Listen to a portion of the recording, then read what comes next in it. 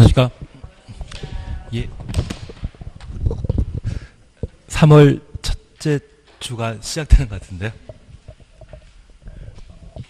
이제 봄도 되셨기 때문에 앞으로 한 2달 정도 좀 쭉 한번 해 나가셔야 될 겁니다. 근데 처음 중개사 공부 아예 처음 들어보셨습니까? 다른 두 분은 들어보신 적 있으십니까? 예, 그러면 3, 4월 아무 생각 말고 그냥 수업만 들으십시오. 이게 처음 듣게 되면 분명 한글로 돼 있는데 불구하고 외국어가 아니라 외계어 수준이기 때문에 많이 힘들어 하실 겁니다. 그래서 2달 정도 좀 끝나시고 나면 한 5월 달에 새로 시작하게 되었을 때 어느 정도 좀 이해하고 듣지 않을까 싶습니다.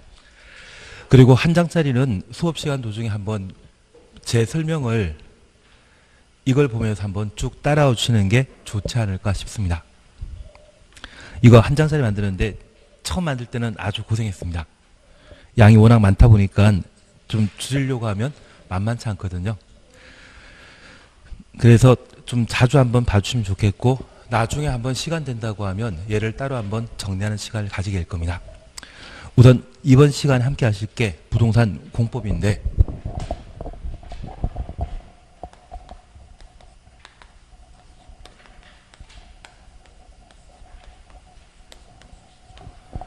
나중에 우리가 민법 공부하시다 보면 민법 98조를 공부하게 되었을 때 동산과 부동산이라는 것을 한번 공부하시게 될 겁니다. 여기 동산은 쉽게 움직이는 물건을 동산이라 하는 반면 부동산은 쉽게 움직이지 못하는 것을 부동산이라 표현하고 가장 대표적인 것이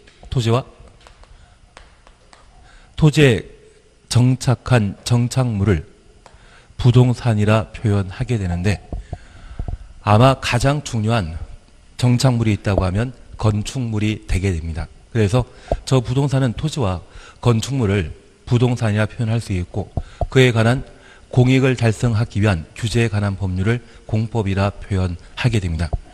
우리 주변에 공법은 한 220개 정도 있는데 그중에 우리가 시험 범위에 정해놓고 있는 것은 총 6가지가 되게 됩니다. 첫 번째 토지와 관련되어 중요한 법률로서 국토의 계획 및 이용에 관한 법률을 함께 공부하시게 됩니다.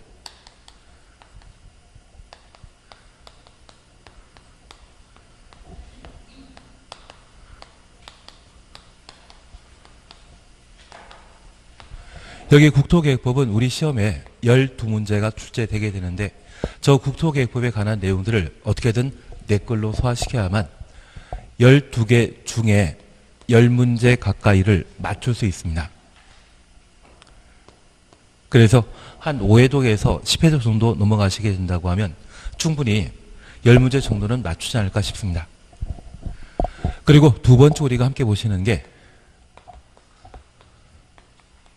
도시개발법과 도시 및 주거환경 정비법을 함께 보시게 되는데 도시 및 주거환경 정비법은 길다 해서 도시정비법이란 말로 약칭하게 됩니다. 각각 우리 시험에는 6문제가 출제되게 되는데 도시개발법은 사실 우리가 2월달까지 한 번도 해본 적 없습니다. 4월달 들어가서 도시개발법에 관한 내용들을 한번 정리하실 텐데 아마 5월달 정도에 되게 되면 도시개발법이 아주 쉽다는 이야기를 하게 됩니다. 다만 그 전제 조건은 국토계획법이 모두 정리되었을 때 개발법 들어가시게 되면 아주 쉬운 법이 되게 됩니다. 보통 그렇게 되게 되면 4문제 정도를 시험에 맞출 수 있습니다.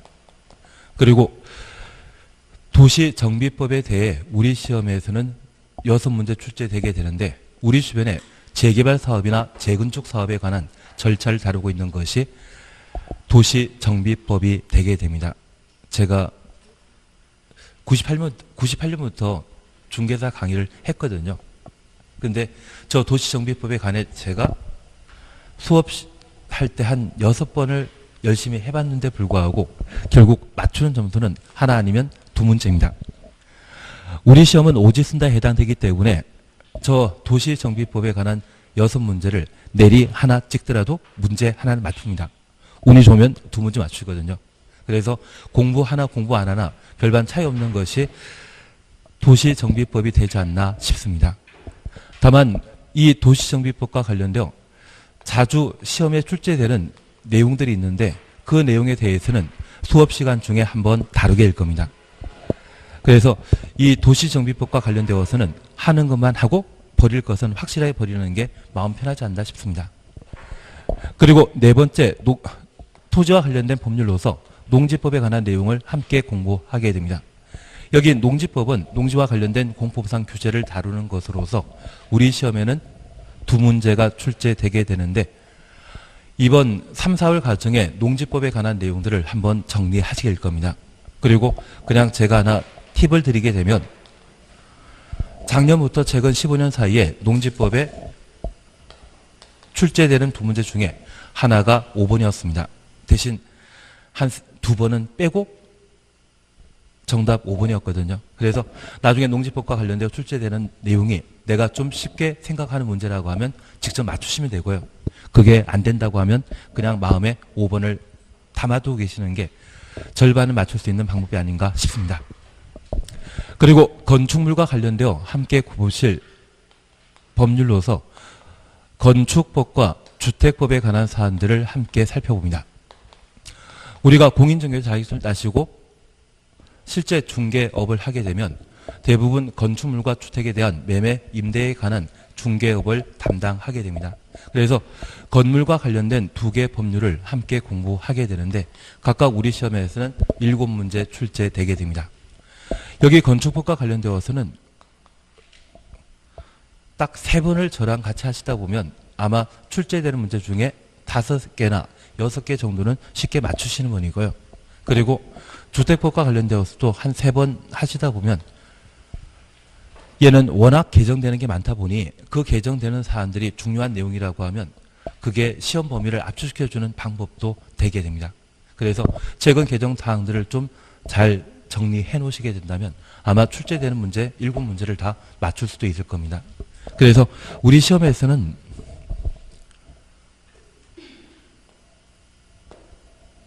1차 시험을 통과되게 된다고 하면 2차 시험은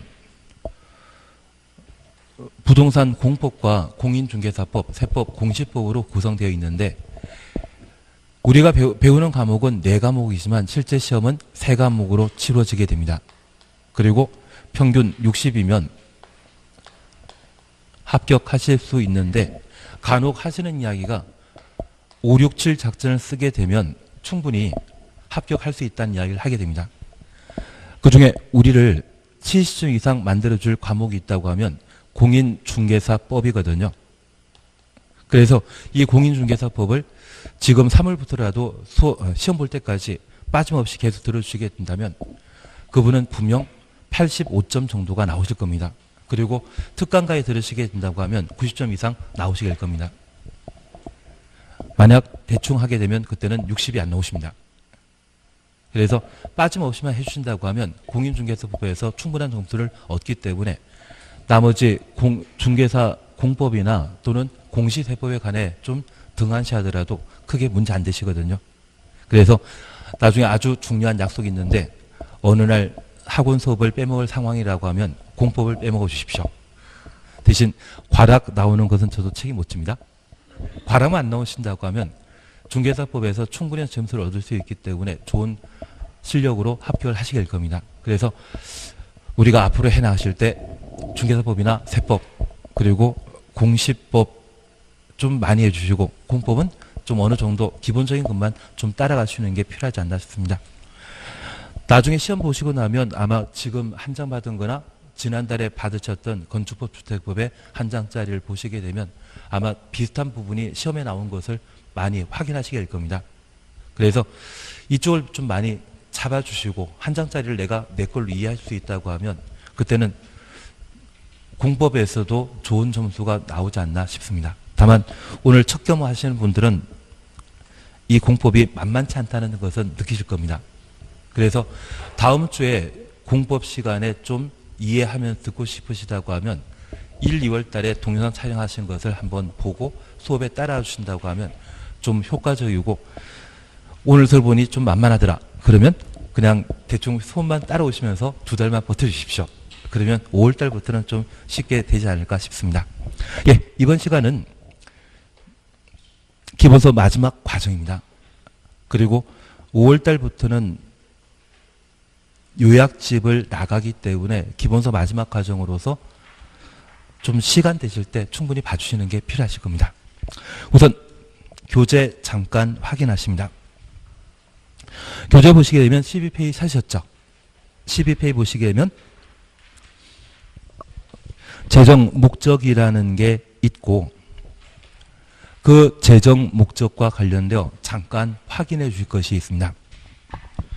이 법, 국토계획법은 국토의 이용개발 보전을 위한 계획 수립 및 집행에 계획부터 집행까지 가로해 놓습니다. 필요한 사항을 정함으로써 공공복리를 증진시키고 국민의 삶을 향상시키는 것을 목적으로 한다. 그래서 이번 시간에 우리가 함께 공부하시는 게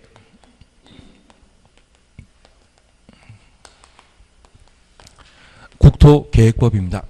여기 국토계획법은 2002년도에 제정된 법률인데 이 법의 제정 목적에는 우리 삶의 질을 향상시키겠다 하는데 2002년부터 살림 좀 펴지셨습니까?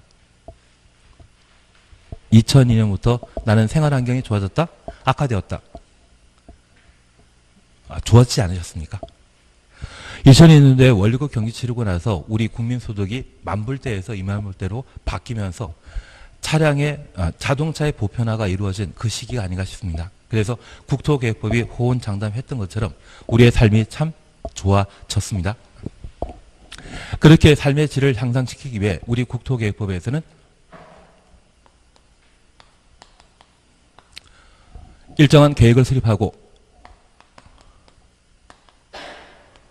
그 계획을 집행하기 위해 법이 구성되어 있습니다. 그래서 우리 국토계획법에서는 다양한 부동산과 관련된 행정계획을 수립하고 저 행정계획을 하나하나 구체화시키기 위해 제정한 법률로서 우리 국토계획법에서 함께 보실 내용으로 첫 번째 광역도시계획이라는 게 있습니다. 그리고 두 번째 도시군 기본계획이 있습니다. 그리고 세 번째 도시군 관리계획이라는 게 있습니다.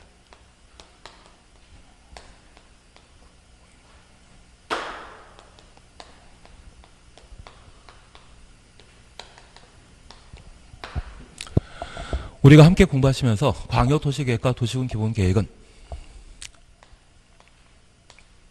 방향 잡아주는 계획이고 도시군 관리계획은 개발, 정비, 보존을 위한 집행계획을 도시군 관리계획이라 표현하고 있습니다. 그래서 우선 국토계획법의 구성 형태는 한정된 국토자원에 대한 토지 이용 계획을 수립하고 그 계획을 하나하나 집행하는 것을 법 체계로 담고 있다는 것 이해해 주시고 광역도시계획과 도시군 기본계획, 도시군 관리계획을 국토계획법에서 다루게 됩니다. 우선 광역도시계획 찾으셨죠? 지정된 광역계획군의 장기 발전 방향을 제시하는 계획을 말한다. 용어 정의 찾으셨죠? 그리고 도시군 계획이란 특별시, 광역시, 특별자치시, 특별자치도, 시 또는 군. 그래서 특별시부터 군까지 가려놓습니다. 관할 구역에 대해 수립하는 공간 구조와 발전 방향에 대한 계획으로 도시군 기본계획과 도시군 관리계획으로 구분한다. 도시군 기본계획부터 도시군 관리계획까지 가로해 놓습니다. 그리고 도시군 기본계획이란 특별시, 광역시, 특별자치시, 특별자치도, 시, 군, 특별시부터 군까지 가로해 놓습니다. 관할구역에 대해 기본적인 공간 구조와 장기 발전 방향을 제시하는 장기 발전 방향 추천했습니다. 종합계획으로서 종합계획 추천했습니다. 도시군 관리계획의 수립의 지침이 되는 계획을 말한다. 수립의 지침 가로 해놓습니다. 그리고 도시군 관리계획 찾으셨죠? 도시군 관리계획이란 특별시, 광역시, 특별자치시, 특별자치도, 시 또는 군의 특별부터 군까지 가로 해놓습니다. 개발, 정비, 보전을 위하여 개발, 정비, 보전 추천했습니다. 수립하는 토지 이용 계획 등의 다음 항목의 계획을 말한다. 1번부터 6번까지 묶어 놓으시고 반드시 알고 계셔야 됩니다. 지금 두 번째 들으신 분들은 다 알고 있는 내용입니다. 1번 용도 지역, 용도 지구의 지정 변경에 관한 계획.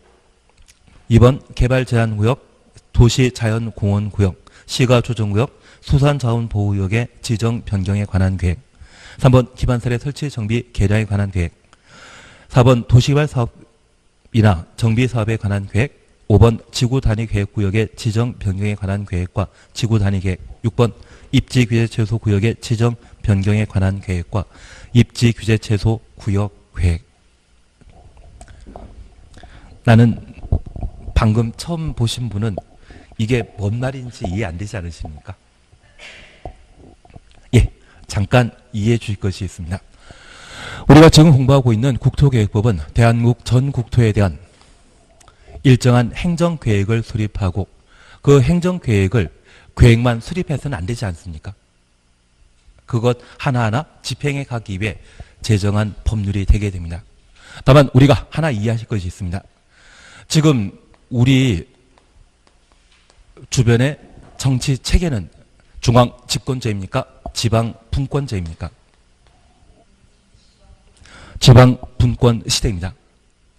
그래서 한 20년, 30년 전만 하더라도 대한민국을 발전시키기 위한 각종 행정계획은 중앙에서 만들고 그 중앙에서 만든 것을 지방 공무원들이 하나하나 집행해 나가는 체계로 구성되었지만 지금은 중앙 집권제가 아니라 지방 분권제라는 것을 이해해 주셔야 됩니다. 그러면 대한민국은 한 220여 개, 한 200여 개 지방자치단체로 구성되어 있는데 저 200개 지방자치단체는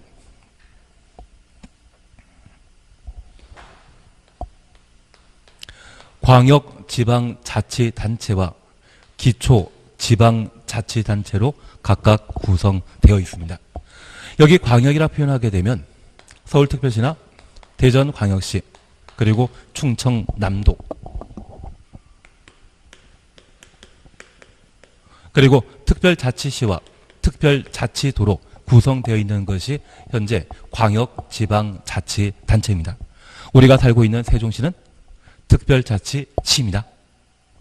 그런데 우리 충청남도 방문하시게 되면 충청남도의 광역지방자치단체는 10여 개 시와 군으로 구성되어 있고요.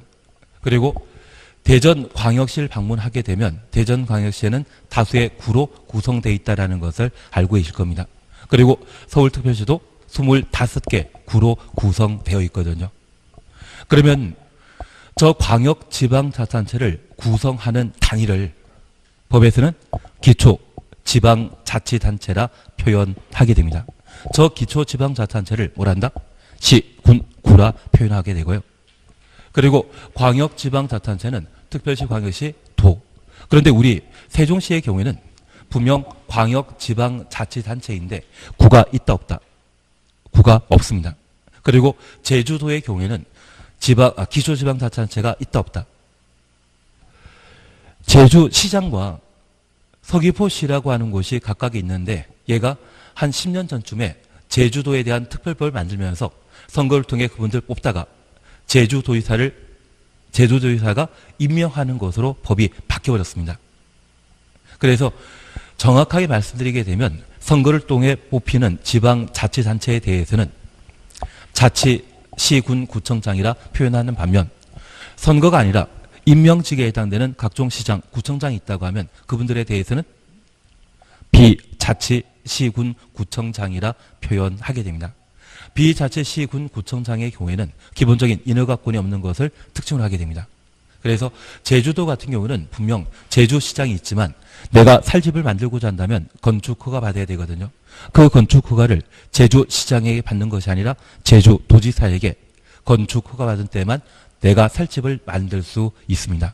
그래서 광역지방자치단체에 해당되는 세종시와 제주도의 경우는 기초지방자치단체가 없기 때문에 특별하지 않습니까? 특별하기 때문에 그들을 특별자치시장과 특별자치도지사라 표현하게 됩니다. 그리고 중앙이라 표현하게 되면 우리가 지금 공부하는 것은 부동산과 관련된 공법을 정리를 하게 됩니다. 부동산과 관련된 주무관청은 가끔 TV에 보시는 국토교통부 장관을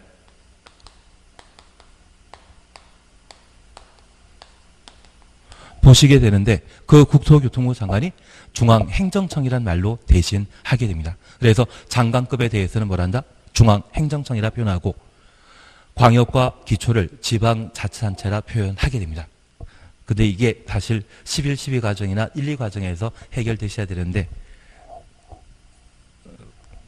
이걸 지난주에 제가 봤으면 꼭 이것 1월 달에 1월 달에 첫 번째 주만큼 한번 듣고 오라고 이야기 드렸을 텐데 오늘 처음 뵈가지고 지금 하고 있는 중이었습니다.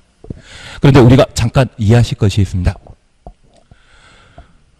우리 국토계획법은 지방 분권 시대에 맞추어 각종 토지와 관련된 계획을 중앙에서 만드는 것이다. 지방자치단체에서 만드는 것이다. 지방자치단체에서 만들게 됩니다. 그래서 전국이 다양한 지방자치단체로 구성되어 있는데 지금은 지방 분권 시대이기 때문에 도시, 군 단위로 일정한 행정계획을 수립하고 집행하도록 되어 있습니다. 그러면 우리가 잠깐 이해해 주실 것이 있습니다. 서울특별시나 대전광역시는 도시라 할 수 있다? 대전광역시는 도시이다 아니다? 도시입니다. 그리고 세종시의 경우는 도시이다 아니다? 도시입니다.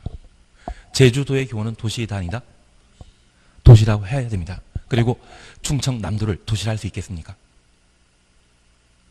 충청남도는 도 자체는 도시가 될 수 없습니다. 대신 이 충청남도에는 다양한 시군으로 구성되어 있는데 우리와 가까이 있는 공주시가 있다고 하면 공주시는 도시 자체이고요.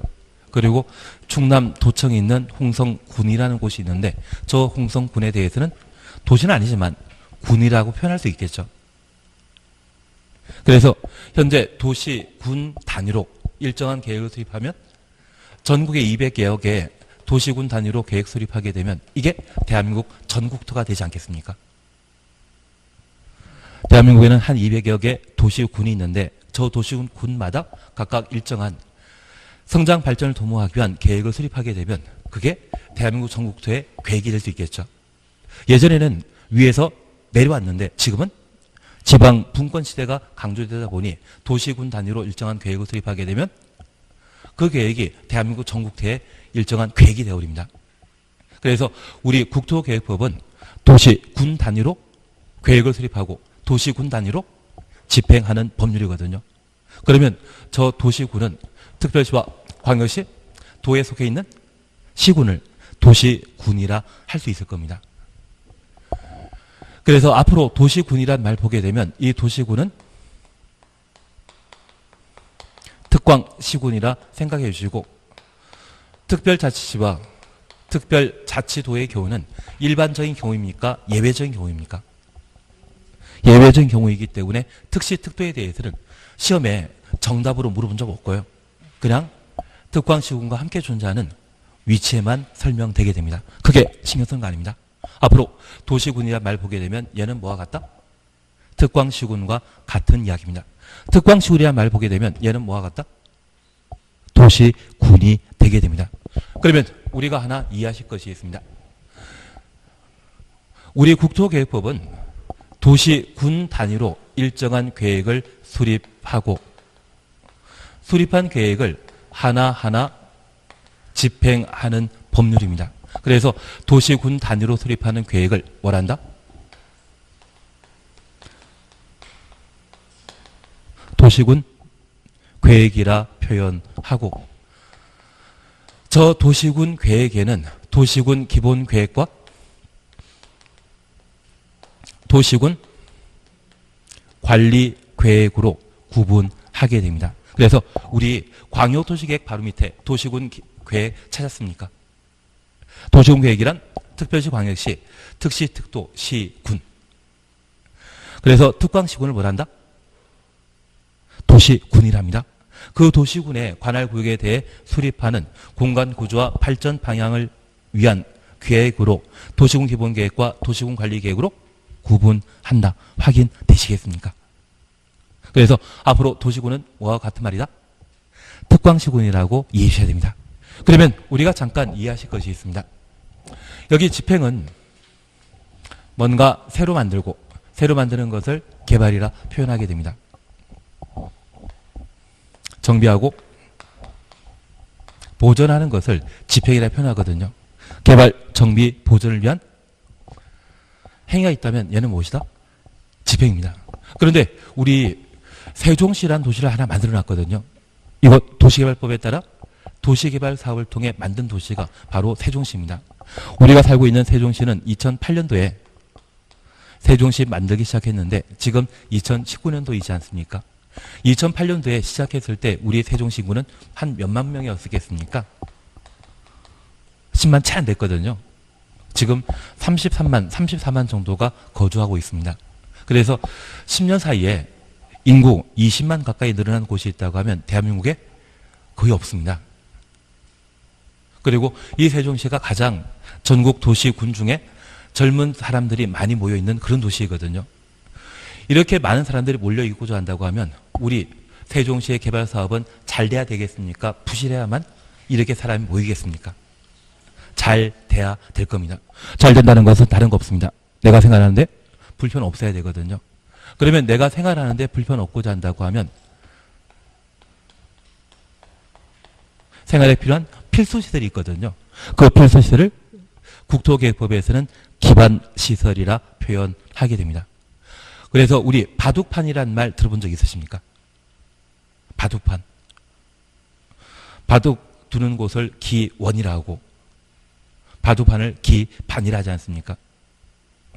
생활에 꼭 필요한 필수시설인 기반시설이 충분히 잘 갖춰졌다고 하면 사람들이 많이 몰려 살게 되는데 만약 여름철에 가물때 수도 공급이 제대로 이루어지지 않고 그리고 전기가 24시간 공급되는 것이 아니라 가끔 단전되게 된다고 하면 불편하다 해서 살지 못할 것 같거든요. 그래서 이러한 기반시설을 충분히 확보하고 개발 사업하게 된다면 그때는 개발 잘 된 것이라 하고 이러한 기반시설 고려하지 않고 무분별하게 개발하게 되면 그것을 난개발이라 표현하게 됩니다. 기왕 개발하고자 한다면 잘 개발해야 되지 않겠습니까? 계획적으로 개발을 해야 되지 않겠습니까? 그 계획적으로 개발, 정비, 보존하기 위해 수립하는 계획을 뭐란다? 도시군 관리 계획이고요. 저 도시군 관리 계획을 수립할 때 저 도시군 관리 계획을 바로 집행 계획인데 저 집행 계획을 수립할 때 아무런 방향 없이 아무런 계획 없이 수립하게 된다면 황급하게 급하게 결정하는 경우가 발생하게 됩니다. 그런 급하게 결정하는 것을 방지할 목적으로 우리 세종시의 장기 발전 방향을 다른 말로 하면 비전이지 않습니까? 저 비전을 제시해주는 계획이 있다고 하면 그걸 뭐란다? 도시군 기본계획이라 표현하게 됩니다. 그래서 우리 세종시의 비전은 무엇입니까? 행복도시라고 들어보셨습니까? 그래서 우리 세종시에서는 행복도시를 도시의 성장 발전 비전으로 제시했기 때문에 저 도시군 관리 계획을 수립하게 되었을 때 우리 행정청이라고 하는 건설지역이 있지 않습니까? 그것에 정부종합청사나 또는 대한민국의 가장 큰 호수공원 그리고 최근에는 행정안전부까지도 이전해서 활용하게 되는데 만들고 있는데 이러한 것들은 바로 장기 발전 방향을 제시하는 도시군 기본계획에 따라 하나하나 집행해 나가는 것이 이 법의 특징이 되게 됩니다. 그래서 잠깐 확인해 줄 것이 있습니다. 도시군 기본계획 찾았습니까? 도시군 기본계획은 특광시군. 특광시군은 뭐와 같은 말이다? 도시군과 같은 말입니다. 관할구역에 대한 기본적인 공간 구조와 장기 발전 방향 이해되시겠습니까? 하나 여쭙 게 있습니다. 내가 가진 꿈이 있다고 하면 그 꿈은 장기 발전 방향이죠. 오늘 3월 달에 또는 11월 달에 시작하거나 1월 달에 시작하셨다고 하면 이걸 시작하게 되었을 때 내가 이번 공부 어렵게 끝내고 자격증 따시게 되면 뭐 할 것인지 그런 계획 있지 않으십니까? 그게 내 꿈이 바로 장기 발전 방향이란 말로 대신하게 됩니다. 그래서 우리 세종시의 경우에는 지금 2020년도까지 세종시의 사실 인구 목적이 30만이었습니다. 그런데 세종시 같은 경우는 2017년에 30만을 돌파해 버렸거든요. 세종시가 성장 발전하면서 2020년도에 인구 30만 달성하겠다. 그런 목표를 세웠는데 시기를 앞당겨서 그 목적을 달성했다고 하면 꿈을 제 시기에 성취하지 못했다고 야단쳐야 되겠습니까? 잘했다 해야 되겠습니까? 원래는 2020년도에 인구 30만 달성하는 게 목적이었는데 2017년도에 인구 30만을 돌파해버렸습니다. 자기의 꿈을 몇 해 앞에 달성했다고 하면 잘했다 한다? 못했다고 야단친다. 잘했다고 해야 될 겁니다. 대신 이미 2020년대 목적을 2017년도에 모두 달성했다고 하면 이제 세종시의 비전은, 꿈은 좀 바뀌어야 되지 않겠습니까? 그래서 지금은 인구 80만 달성하는 게 목적입니다. 그래서 내가 꿈을 달성했다고 하면, 일찍 달성했다고 하면 앞으로 다른 목적을 세워야만 도시가 계속 성장 발전하고 사람도 계속 성장 발전하지 않겠습니까? 그런 발전 방향을 제시하는 계획을 뭐란다? 도시군 기본 계획이라 표현하게 됩니다. 그러면 이제 우리가 이해하실 것이 있습니다. 2030년도에 인구 30만, 2020년도에 인구 30만 달성을 했는데 2017년에 인구 30만을 달성했다고 하면 이제 여러 가지 문제가 있습니다. 하나, 이야기 들어보신 게 있다고 하면 우리 세종시에 지하철 만들어져야 되거든요. 그런데 지하철은 이용하는 인구가 35만에서 40만 안 된다고 하면 그 지하철은 적자입니다. 그래서 서울 주변에 만들어진 다양한 지하철 중에 의정부 경전철이 있거든요. 의정부가 인구가 44만입니다. 그런데 지하철 노선이 잘못되었는지 이용한 사람들이 그렇게 없거든요. 그리고 용인에 에버랜드 가는 길에 경전철이 있다는 이야기 들어본 적 있으십니까? 그거 적자이겠습니까? 흑자이겠습니까? 에버랜드에서 비용 보전해주기 때문에 겨우 돌아가는 것이지 일찌감치 적자입니다.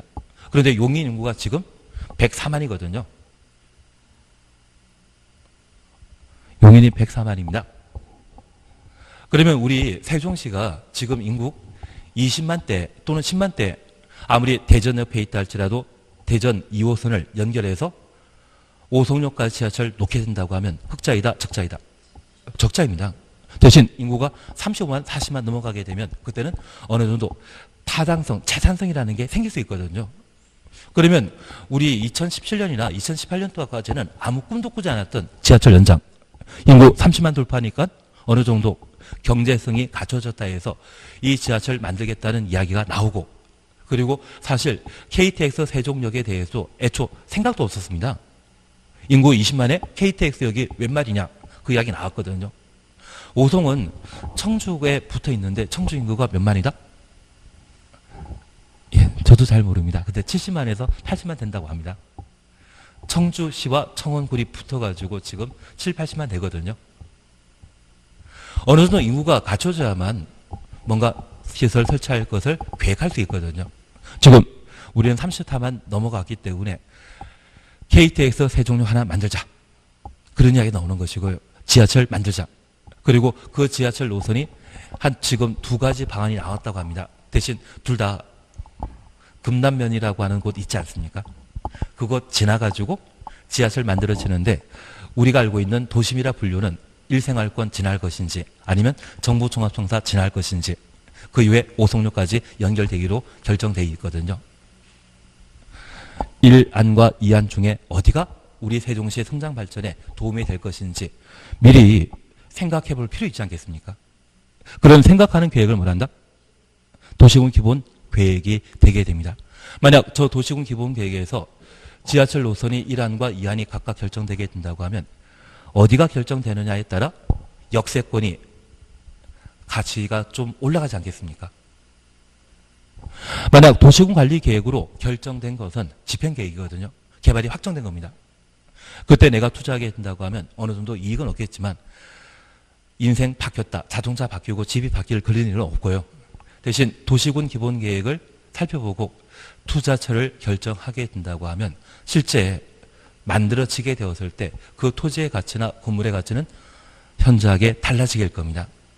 그래서 우리가 돈을 벌 수 있는 행정계획이 있다고 하면 돈 버는 행정계획은 관리계획이겠습니까? 기본계획이겠습니까? 기본계획입니다. 관리계획 결정된 때는 그냥 가격 올라가는 것, 그냥 올라가는 것 뿐이고요.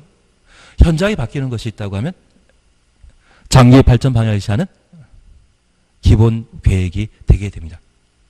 그래서 우리는 돈 벌기 위해서는 뭘 열심히 봐야 된다? 기본 계획을 열심히 봐야 됩니다. 그러면 이제 우리가 잠깐 이해하실 것이 있습니다. 여기 도시군 기본 계획은 방향 제시하는 계획이고요. 저 도시군 기본 계획은 종합 계획입니다. 여기 종합 계획이라고 하는 것은 다른 거 아닙니다. 우리 인구 30만 될 때까지 우리 세종시에는 백화점 있었다 없었다? 없습니다. 인구 30만 되는 와중에 종합병원 있다 없다? 종합병원 없었습니다. 지금 충남대병원 지금 만들고 있지 않습니까? 그러면 우리 세종시를 발전시킬 때 도로나 학교나 생활에 필요한 필수시설 외에 우리가 생활복리를 증진시킬 목적으로 의료시설이나 또는 교육과 관련된 시설 또는 녹지공간 관련된 시설 이러한 것들을 어느덧 인구 30만 50만 돌파하게 된다면 하나하나 만들 필요 있지 않겠습니까? 그것을 어떻게 만들어 나갈 것인지 다양한 우리 생활과 관련된 다양한 분야를 계획하는 것이 있다고 하면 그것을 도시군 기본계획이라 표현하게 되고 이 도시군 기본계획에 따라 인구 요건을 갖추게 된다고 하면 하나하나 결정해서 집행하는 것이 있다면 그것을 도시군 관리계획이라 표현하게 됩니다. 그래서 이 도시군 기본계획은 도시군 관리계획 수립하는데 중요한 계획입니까? 중요 안 한 것입니까? 중요한 것입니다. 그래서 도시군 관리계획의 수립에 지침이 되는 계획을 뭐란다? 도시군 기본계획이 되게 됩니다. 그러면 우리 지침이란 말을 잠깐 확인하셨는데 저 지침이란 말을 함께 보시면서 도시군 기본계획과 도시군 관리계획의 상하 관계를 따지게 된다면 상위 계획은 기본계획이고 저 기본계획이 수립되면 그에 따라 하나하나 집행해 나가는 것이 있다면 그것을 도시군 관리계획이라 표현하게 됩니다. 그러면 도시군 기본계획과 관련되어 우리 약속하실 게 있습니다. 이 세 가지에 대해서는 각각 줄쳐놓거나 가로 해놓으셨죠. 저 도시군 기본계획은 특광시군의 장기 발전 방향을 제시하는 계획으로 종합계획입니다. 도시군관리계획의 수립이 지침이 되는 계획을 도시군 기본계획이라 하고 저 도시군 기본계획이 수립되게 되면 기본계획에서 제시한 장기 발전 방향을 하나하나 개발, 정비, 보전하는 계획을 도시군 관리계획이라 표현하게 됩니다. 그래서 도시군 관리계획으로 결정하는 사항 6가지를 지금은 힘드시더라도 무조건 해 주셔야 됩니다.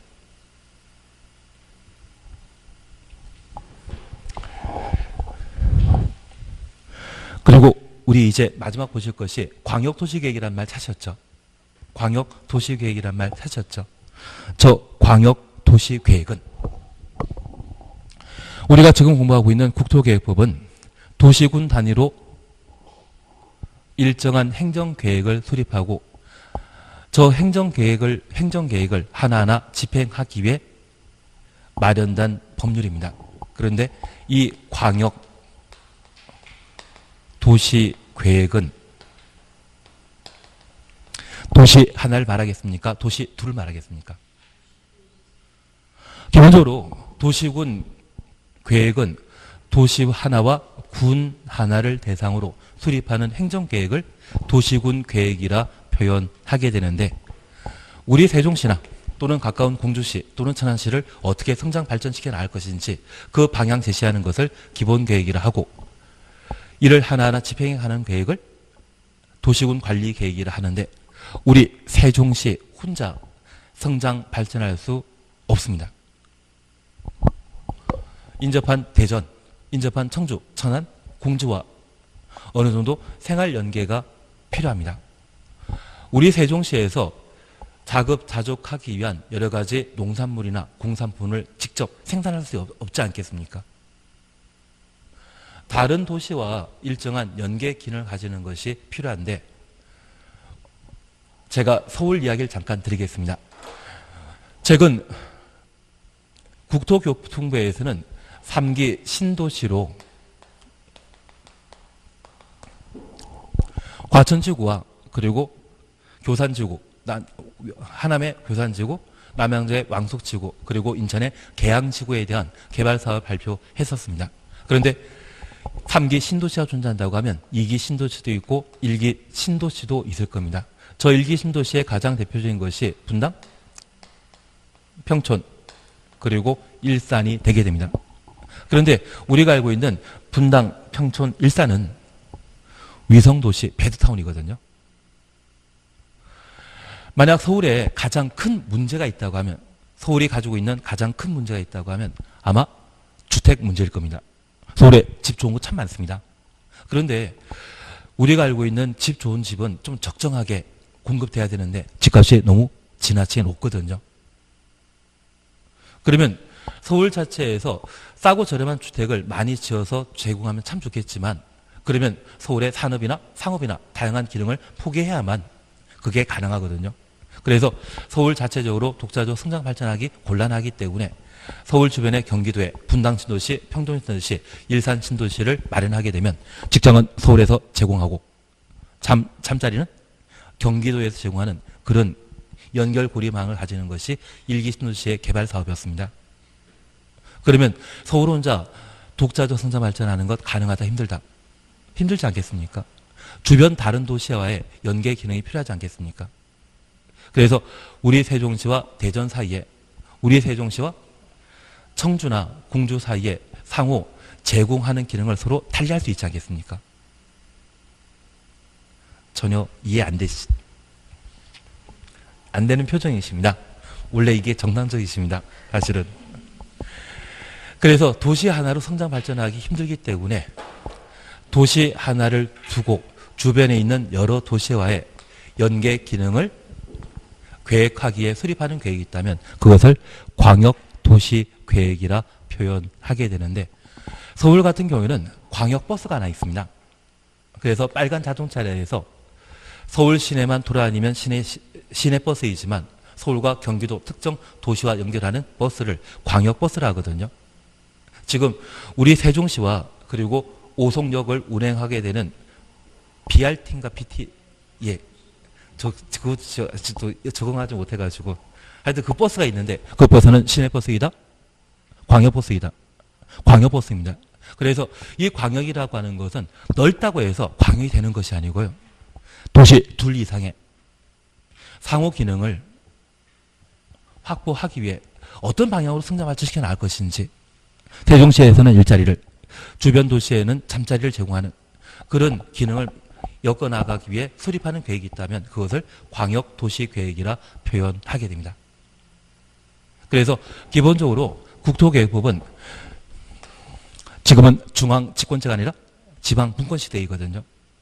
중앙에서 행정계획 수립하는 것이 아니라 지방자치단체인 도시, 군 단위로 계획 수립하도록 되어 있습니다. 그 계획을 뭐란다?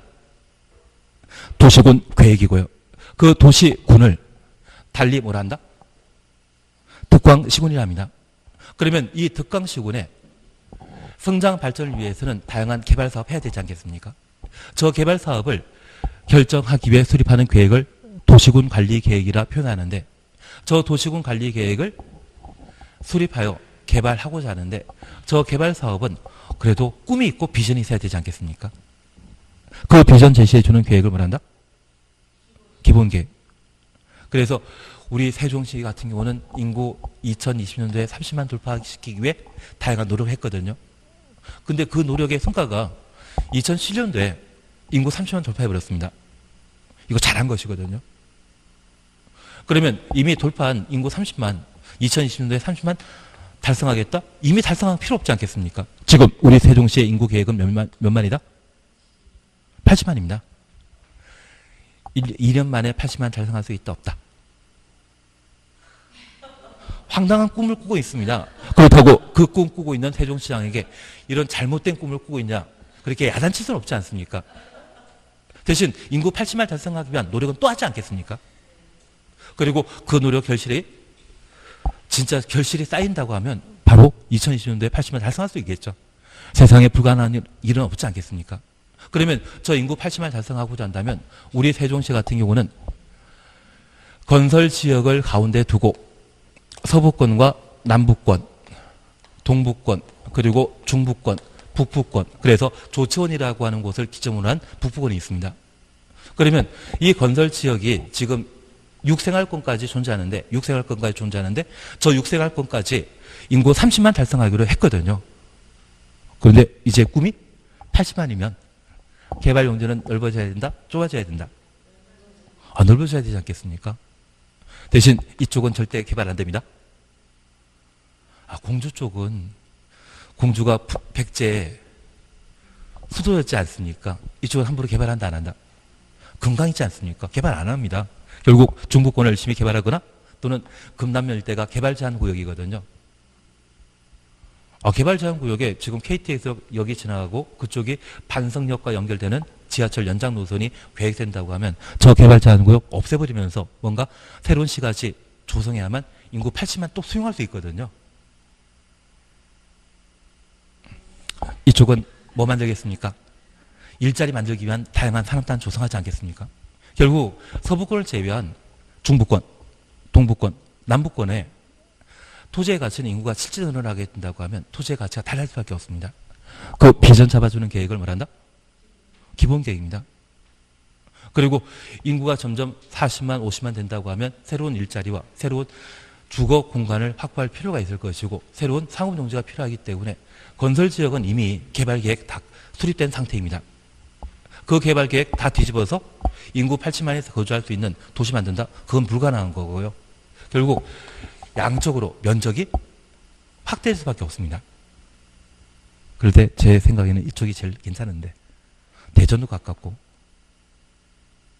그 방향 잡아주는 것이 도시군 기본계획이고 이렇게 인구 80만 살기 위해 새로 도로 만들어주고 학교 만들어주고 전기수시설 설치해야 되지 않겠습니까? 하나하나 개발, 정비, 보전 이걸 뭐란다? 집행이라 표현하고요. 저 집행하기 위해 수립하는 계획을 뭐란다? 도시군 관리 계획이 되게 됩니다. 대신 이 도시군 계획은 도시 하나를 대상으로 한 것인데 도시 혼자 성장 발전하기 곤란하기 때문에 주변 도시와의 연계 기능 갖추기 위해 수립하는 계획을 광역 도시 계획이라 하고 이번에 대전 지하철 2호선을 세종시까지 연결하고자 한다고 하면 그것은 도시군 기본 계획에 따른 것이겠습니까? 광역 도시 계획에 따른 것이겠습니까? 광역 도시 계획에 따라 대전, 세종, 청주에 연결되는 지하철 노선이 새로 만들어지게 되는 겁니다. 대신 그 지하철 노선은 도시 하나에서만 뺑뺑 돌아다니는 것이 아니라 다른 이웃 도시와 둘 이상의 도시와 연계하는 지하철 망이기 때문에 그것 어디에 설치하는 것이 합리적인지 최선인지 그걸 강구하기 위해 수립하는 계획을 광역 도시 계획이라 표현하게 됩니다. 일단은 이 정도 하면 저는 많이 한 것처럼 느끼는데 쉬었다 하십니다. 1시간 고생스럽지 않으셨습니까?